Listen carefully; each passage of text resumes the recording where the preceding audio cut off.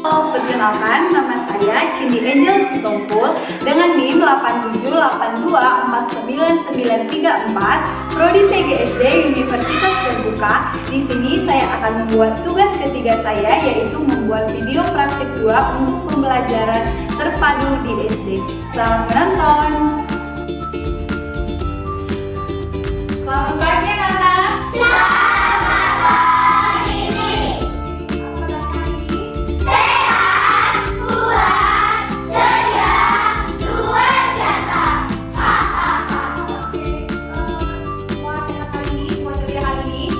Pembelajaran kita, sebelum kita mulai, semua mengundang teman kita yang bertugas hari ini membuat doa kita. Siapa? Oke, selamat maju. Semuanya dalam posisi siap untuk berdoa. Mari kita bersama. Tuhan, pertama-tama kami mengucap terima kasih ya Tuhan. Pada pagi hari ini Engkau masih memberikan kami kesehatan ya Tuhan, dan bisa untuk berdiri kepulauan kami ya Tuhan. Tuhan, kami memulai pembelajaran kami Tuhan, berkati kami ya Tuhan. Terima kasih Tuhan. Haleluya. Amin. Terima kasih, Eka. Oke.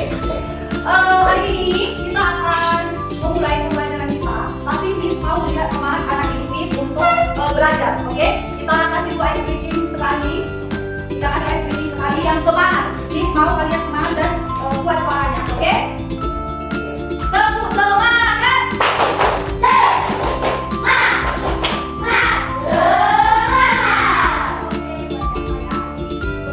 Mana kita akan mengenal dan menikmati puisi. Ketika Miss mengatakan judulnya puisi, sudah ada yang tahu pengertian puisi? Ada yang tahu? Ada atau tidak? Oke, Miss kasih tahu nih bocorannya ya. Puisi adalah bentuk karya sastra yang mengekspresikan perasaan, pikiran, dan imajinasi. Semuanya dipakai ya. Sekali lagi Miss kasih tahu, puisi adalah bentuk karya sastra yang mengekspresikan perasaan. Di sini apa tadi bilang? Perasaan. Ada lagi pikiran.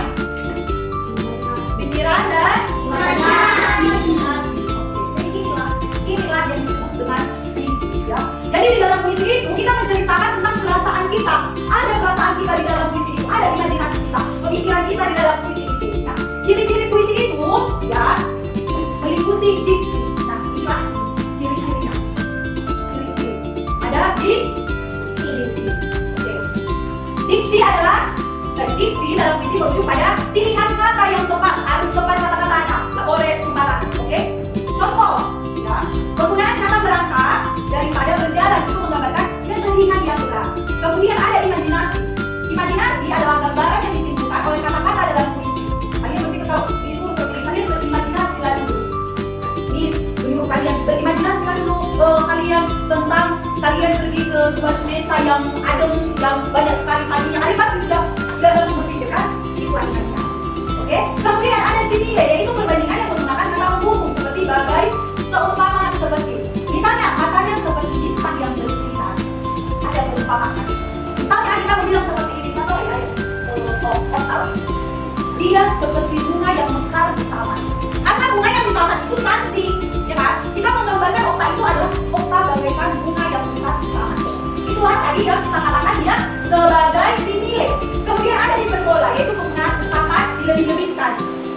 Oke, misalnya aku telah menunggu dia 1000 tahun, padahal dia nggak ada 1000 tahun, tapi dilebih-lebihkan kalimatnya. Misalnya, Miss sudah menunggu anak-anaknya 200 tahun, padahal Missnya baru 20 tahun. Seperti itu, jadi dilebih-lebihkan kata-katanya. Kemudian ada rima. Pengertian rima itu adalah kesamaan bunyi di akhir baris. Jadi ya, puisi itu harus ada yang namanya rima, yaitu di akhirnya. Jadi bunga di ladang yang mekar itu kan akhirnya R, ya kan? Mekar R. Kita cari dari baris kedua harus R lagi dia. Baris ketiga harus R lagi dia. Kayak gitu. Jadi untuk puisi ini ya rimanya itu harus memiliki akhir yang. Miss mau kalian berdiskusi dulu. Puisinya singkat saja, 4 baris, tapi Miss mau mengundang anak-anak di Miss nanti membacakan puisinya. Oke? Oke, Miss kasih waktu untuk berdiskusi. Silakan. Diskusinya. Miss mau kelompok 1 duluan membacakan puisi ya yang sudah Miss kasih tadi. Judulnya apa? Lingkunganku. Oke, kelompok 1 siapa yang mau membaca? Oke, silakan berdiri. Kita dengar ya kawan kita. Mohon hijau di udara segar, udara burung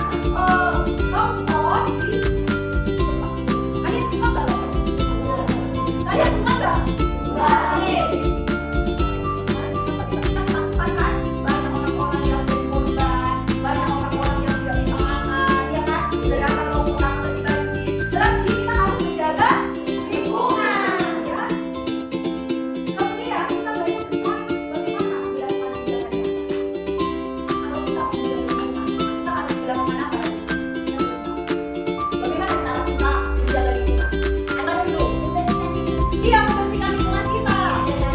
Iya, tidak membuang sampah sembarangan. Betul, tidak membuang sampah sembarangan. Apabila tempat sudah rumput tidak ada lagi pohon, kita harus reboising. Apa istilahnya dengan pohon kembali? Reboisasi. Sekarang setelah menjadi kebencanaan, udah banyak lagi yang menggunakan pohon kan? Itu lah, dia tidak terjadi. Oke? Miss mau anak-anak Miss melihat nanti ya kondisi lingkungan kalian. Kalian lihat kondisi lingkungan kalian sudah bersih kan? Miss mau kalian buat laporan ya satu lembar tentang seperti ini. Di lingkungan saya masih banyak orang yang membuang sampah. Ya, misalnya kalian tuliskan pencemaran apa saja yang ada di lingkungan kalian. Itulah PR-nya. Kalian lihat lingkungan kalian. Misalnya di samping rumah saya masih ada yang membuang sampah sembarangan. Atau bapak saya menyebarkan lingkungan dengan sembarangan.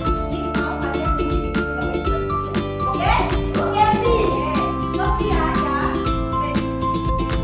Oke, jadi kesimpulan dari pembelajaran kita hari ini, tadi kita sudah mempelajari tentang bahasa Indonesia, puisi tentang lingkunganku, ya. Ketika lingkungan kita bagus, kita boleh